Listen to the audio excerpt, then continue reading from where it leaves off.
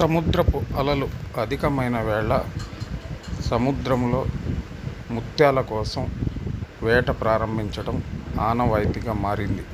ఇందులో భాగంగా నెల్లూరు జిల్లా కోడూరుపాడు బీచ్లో కొంతమంది గిరిజనులు ముత్యాల కొరకు వేట ప్రారంభించారు.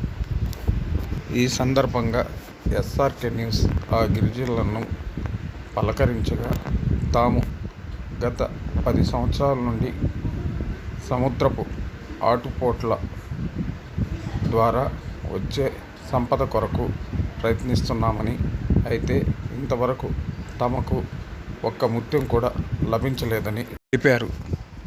ముత్యాలు లభిస్తాయన్న ఆశతో సుమారు 10 కుటుంబాలకు చెందిన గిరిజనులు ఆదివారం సముద్రం ఒడ్డున వేటను ప్రారంభించారు.